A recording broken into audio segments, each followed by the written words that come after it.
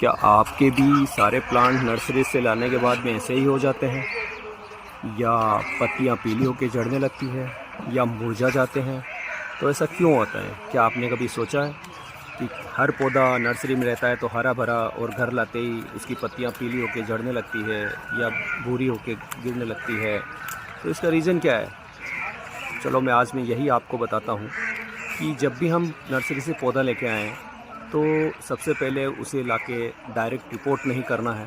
उसे 2 या 3 दिन अपने पौधों के बीच में रखना है, चाहे कितने भी पौधे हैं उनके बीच में रखो, ताकि वो अपने घर के क्लाइमेट के अनुसार अपने आप को ढाल सकें।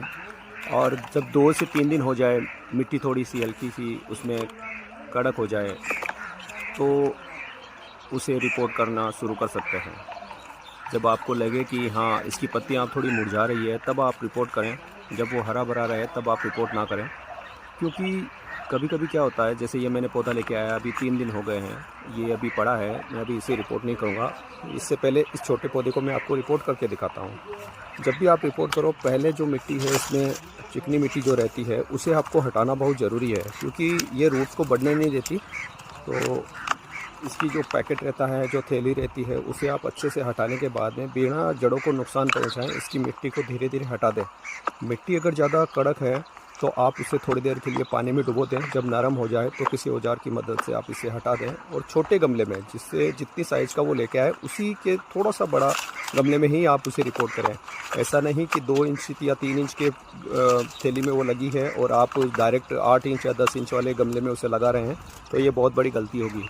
आप पहले छोटे गमले में करें, उसके बाद में ही उसे 6 महीने या 12 महीने बाद बड़े गमले में रिपोर्ट करें।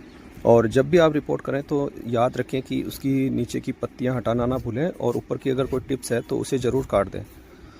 हाँ, अगर आपको पौधा सीधा चाहिए तो नीचे की पत्तियां ही हटाएं, और पानी देने के बाद में उसे सेमी शेड एरिया में रखें, डायरेक्ट धूप में ना रखें। 2 या 3 दिन अंदर रखने के बाद में ही उसे बाहर रखें, जब तक कि उसकी नई पत्तियाँ आना स्टार्ट ना हो जाए। जब आप ऐसा करेंगे तो आपका पौधा भी एकदम हरा भरा और हेल्थी रहेगा।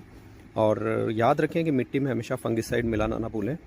ये फंगिसाइड मिलाना इसलिए ज़रूरी होता है ताकि जिस मिट्टी से आप लगा रहे हैं या जिस मिट्टी से आपने उसको निकाला है उसमें फंगस भी हो सकता है, तो वो एकदम हेल्थी होके ही प्लांट आपके गार्डन की खूबसूरती बढ़ाएगा।